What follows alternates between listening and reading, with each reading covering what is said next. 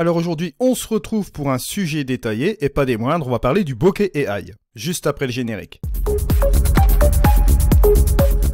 Bonjour à toutes et à tous, mon nom est Dickinol. Si vous débarquez sur ma chaîne YouTube pour la première fois, je vous souhaite la bienvenue. Ici, on parle de post-production traditionnelle et créative, mais aujourd'hui, on va parler d'un sujet particulier. On va parler de bokeh AI de chez Skyloom.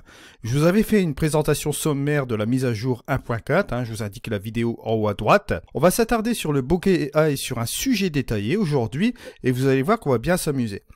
Alors pour ce faire, je tenais à vous rappeler en premier lieu aussi également que Skyloom reconduit des promotions à l'occasion de cette sortie de bokeh AI. Vous avez deux styles de promotion pour les utilisateurs actuels et pour les nouveaux utilisateurs. Pour les utilisateurs actuels, vous avez la possibilité de gonfler votre Luminar AI avec des promotions sur des packs pour Luminar AI, sur Aurora HDR19, etc. Allez voir ces différentes promotions et vous avez la possibilité d'avoir aussi Luminar AI à un prix réduit pour les nouveaux utilisateurs. Là, pour cette fois-ci, mon coupon code Dickinol est valable pour cette promotion. Alors, sans plus tarder, on va aller directement sur cette photo.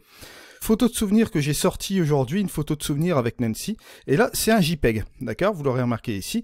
Et justement, pour cet exercice-là, vous allez voir que, bon, j'ai pris un JPEG volontairement, une photo sans flou d'arrière-plan, rien du tout. Pour générer ce fameux bokeh, il va falloir générer un flou d'arrière-plan, une faible profondeur de champ, comme on pourrait le faire avec un objectif ordinaire. Mais là, avant de faire toutes ces choses-là, je vais vous montrer quelque chose. On va aller tout simplement dans l'accent. Je vais le monter légèrement, cet accent, voilà, juste comme ceci. Et là, ce que je vais faire, c'est changer directement le ciel, parce que bon, le ciel d'origine là me plaît pas trop. Bon, bien qu'avec le bokeh AI, il va pas avoir vraiment beaucoup d'importance, mais je préfère partir sur quelque chose de propre, donc je vais prendre le premier ciel par définition ici. Regardez, ça me permet aussi de rebondir et de vous dire, bon là, j'ai même pas touché aux options avancées. Et regardez ici, malgré la complexité, vous voyez, des branchages, etc., rien qu'en appuyant en un clic, regardez ce qu'il m'a fait. Boum. Juste comme ceci. Il m'a incrusté le ciel directement, sans y appliquer vraiment quelque chose. Bon, bien sûr, on a la fameuse nouvelle fonction de position d'horizon. Je pourrais un peu peut-être la descendre juste comme ceci, pourquoi pas, voilà, pour la générer juste un petit peu comme ça. Ouais, ce sera pas trop mal. On va dire que c'est pas mal comme ça, voilà. Je vais la laisser comme ceci. Bon, allez, on pourrait changer la position horizontale, pourquoi pas, allez, peut-être un peu comme ça. On va laisser cela comme ça. Peut-être un petit ajustement du ciel en modifiant un petit peu, en rajoutant un petit peu de brume atmosphérique. Voilà, pour pas que ce soit trop bleu, parce qu'à l'origine, si on regarde notre ciel d'origine, bon, il était quand même comme ceci, voilà.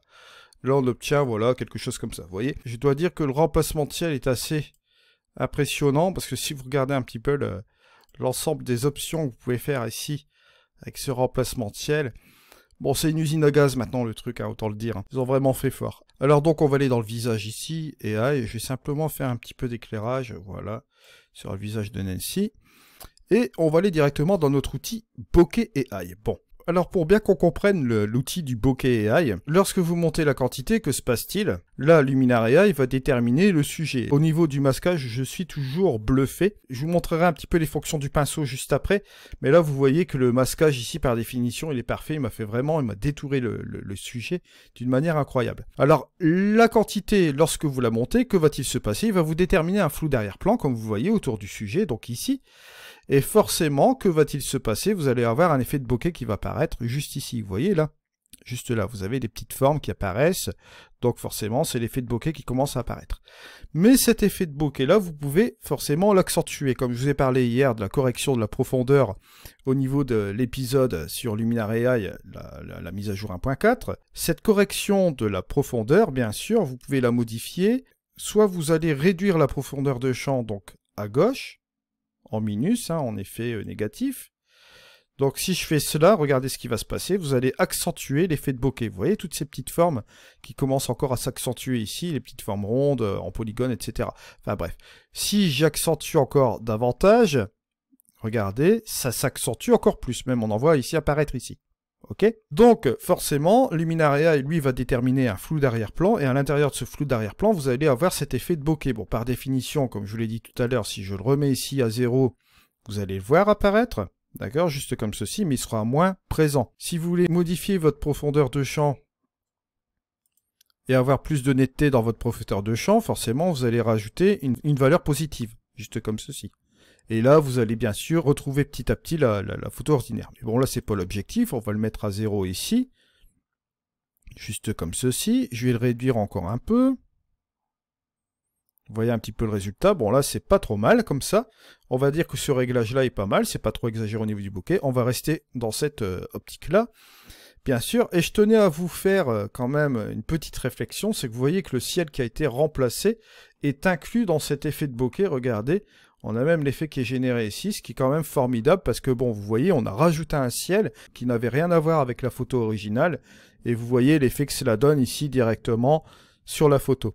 Alors bien sûr, la correction des bords, on en viendra un petit peu juste après. Je vous l'avais déjà énoncé hier dans la mise à jour 1.4. Mais on va en venir juste après parce qu'on est dans un sujet détaillé, bien sûr. On va parler de la luminosité, de l'éclat, des tons clairs. D'accord? La luminosité, elle, va vous permettre de régler l'exposition de votre arrière-plan. Regardez ici. Je vais rajouter de la luminosité. Forcément, votre arrière-plan aura plus de luminosité dans son exposition. Et là, hop, en minus, forcément, on va sous-exposer. Donc, surexposer, sous-exposer, grâce à ce curseur de luminosité.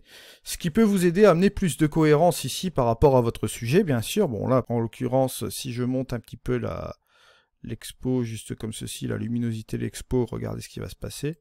Hop, on peut avoir une cohérence un petit peu plus importante par rapport au sujet, bien sûr. Et vous avez aussi l'éclat des tons clairs, bon là, dans les hautes lumières, forcément. Regardez ce qui va se passer. Plus je vais monter, d'accord?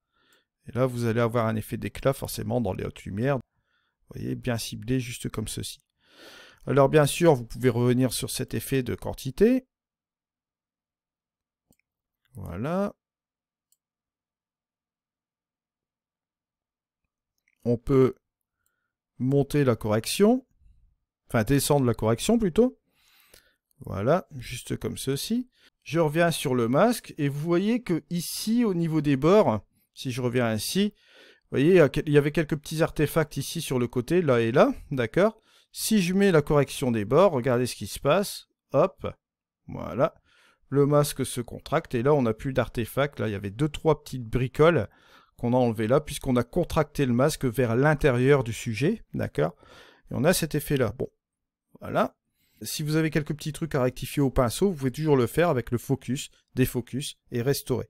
Alors, dans le cadre du masque ici, bon, comme vous voyez là, vous pouvez jouer avec plusieurs choses dans le pinceau. Bon, là, comme vous voyez ici, le masque, bon, on n'a pas vraiment raison de le modifier avec le pinceau, mais si vous voulez utiliser le pinceau, je suis sur 403, je me suis mis à 403, donc on va voir les pixels réapparaître ici. Vous pouvez soit appuyer sur la touche Focus, Défocus ou Restaurer. Alors, Défocus, je vais vous montrer quelque chose ici. Bon, je vais mettre la taille de pinceau à 100. Voilà. Je vais enlever cette partie-là, regardez ce qui va se passer. Cette partie-là et cette partie-là. Là, forcément, ça va quitter la partie du masque, juste comme ceci. Après, si je veux le mettre en focus, regardez, là, par contre, si je fais cela, hop, on va faire réapparaître cette partie-là. Bon, bien sûr, on a une partie de l'arrière-plan qui est juste comme ceci. Ce que vous pouvez faire aussi, vous pouvez restaurer une partie. Regardez, cette partie-là, pourquoi pas. Voilà, juste comme ceci. Et là, vous voyez, ça se restaure ici au niveau de l'arrière-plan, juste comme ceci. Et ça se remet dans le bokeh. Bien sûr, vous avez plusieurs possibilités. C'est de jouer avec le rayon de votre pinceau, juste comme ceci. L'adoucissement. D'accord. Jouer avec un pinceau plus fin. Bon, là, ce sera plus 100 ou plus rêche à 0. Et jouer, bien sûr, avec son opacité. D'accord. Ce qui fait que, bon, si vous voulez mettre une opacité à 33, puis une douceur à 100 avec un rayon, on va dire, à 48, si vous voulez, par exemple, enlever une petite partie du masque, vous le faites ici. Vous voyez, juste comme ceci, légèrement. Et ce sera peut-être un petit peu moins violent. Bon, là, si par exemple, je vais enlever cette partie-là, voilà, l'inclure, vous voyez, à 33, c'est beaucoup moins violent pour enlever le masque, ou bien ajouter le masque, et ça se fera vraiment de manière très très affinée. Mais bon, là, par définition, on va utiliser la fonction restaurer. Voilà, on va remettre ici notre masque, juste comme ceci. Vous voyez, vous restaurez votre masque comme la position du masque d'origine. On va revenir en arrière, bien sûr. Et vous voyez que, bon, ici, forcément, là, on retombe sur notre masque comme ceci. Ça fonctionne vraiment très très bien. On se retrouve pour un prochain tuto. Je vous remercie de m'avoir suivi. C'était Eddy. Allez, ciao!